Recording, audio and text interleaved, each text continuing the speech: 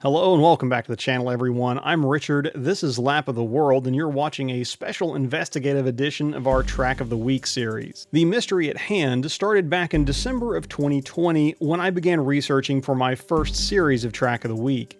I eventually published a video about Autódromo Carlos Romero in Tierra del Fuego, Argentina. It is the southernmost racetrack in the world, and I was curious to learn and share what I could about this track. However, that was easier said than done. As I dug further and further, no one seemed to have written anything about this geographically extreme circuit beyond that one piece of trivia. Now, I fancy myself a savvy denizen of the interwebs, and I'd probably rank at least a brown belt in Google Foo. However, this enigma of a track had no electronic footprint at all. No website, no social media, and very few web-syndicated articles from print, none of which went back to the track's beginnings.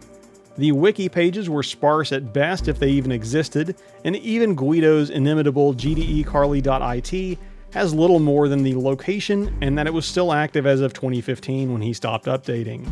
I tried every trick in my own book to find and provide even basic information on the track. I took measurements from Google Earth, I tried using historic satellite images to approximate the age of the track, I even had a native Spanish-speaking friend try some searches in case I was missing some foreign-to-me keywords that might have uncovered more information. I came up with nothing. Now, as frustrated as I was with the scarcity of information, I went ahead and published that video because, in a way, the mystery was almost as entertaining as the extremity of the track itself, and if I've learned anything, it's that nothing matches the hive mind of the internet when you want to find information. I do appreciate that even with most of us carrying devices in our pockets that have access to 90% of all human knowledge, there are some obscurities out there that call for a more personal approach to clarify. Such was the winding road to making this video. Having now learned about Turismo Carretera, or TC racing in South America, the oldest continually operating series in the world, I started hunting on that organization's various national and regional sites to start with. I found some race dates, results, and schedules, but no further information about the circuits themselves. It may be an old series, but it's definitely no Formula One when it comes to providing circuit details or history. Where the official sources failed, though, the community around TC came through. After a few blind messages to a handful of Instagram accounts that had shown photos from Carlos Romero, I eventually hit pay dirt. One such hero let me use some video she had recorded from part of a lap around the track that you saw in that last installment, and another shared that his father-in-law had been involved with the track and might know more. It took a couple of months with various parties traveling over the South American summer, but after some pleasantries and overcoming a language barrier, I can thank Kevinponxe on Instagram and the Sarena family for filling out a good portion of the story behind Autódromo Carlos Romero in Tolhuin, Argentina. At this point, you should look at the current number of views on this video and understand that outside of Argentina and maybe a few German engineers, that's probably close to the number of people in the world who now know the information that I'm about to share. Starting with the biggest mystery first. From my new understanding, Autódromo Carlos Romero de Tolhuin, or ACRT as I'll call it, was built in phases between 1997 and 2000. The impetus for its construction seems to have been race scheduling. The ACTCF, or TC Fueguino, appears to be a regional sub-series of the TC touring car category that is so popular in Argentina. Prior to 1997, the ACTCF had been renting the Rio Grande circuit in the coastal town by the same name that is 50 miles to the north. Through the mid-90s, scheduling conflicts with other regional series became more common, so the ACTCF and a group of enthusiasts and drivers decided to undertake building their own track.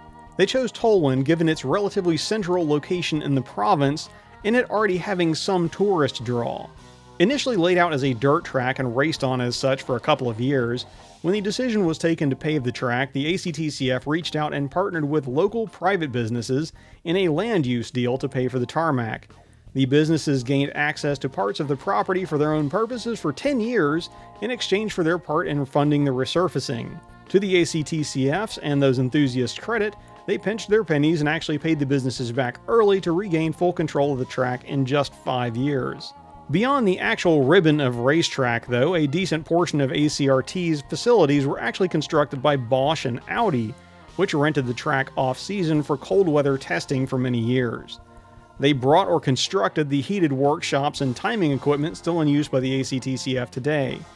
For some context, the average temperature in Tollwyn is around 39°F or 4°C, with dips as low as negative 22°F midwinter. Speaking of the racing series though, in the weather-enforced off-season, the TC Fueguino Championship is split into two halves, the first running from February to April and the second from September to December, with the races divided between the Rio Grande and Carlos Romero circuits.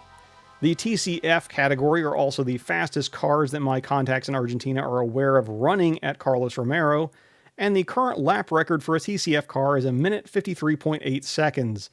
I did ask, but my friends are not aware of any internationally famous drivers who have turned up to turn laps there, but Tito Aretavizcaya and Checo Romero were noted as nationally famous drivers who have competed at the circuit. Apologies for any mispronunciation there. Clearly though, famous drivers are not the crux of the story with Autódromo Carlos Romero. Paraphrasing the translation of the ACTCF slogan as provided to me, the institution is bigger than any individual. That seems very applicable to both the grassroots birth of this circuit and honestly to the high-performance driving and racing hobby as a whole. I'm very pleased to have been able to do a follow-up on this circuit and bring some internet-exclusive content to this Track of the Week series. If you enjoyed this video, please remember to give it a thumbs up. If you have any supplemental information or noted anything that I got wrong, please leave it in the comments so we can continue to build out the knowledge on this well-known of, but not very well-known about, circuit. Don't forget to subscribe while you're down there so you don't miss any future Track of the Week installments.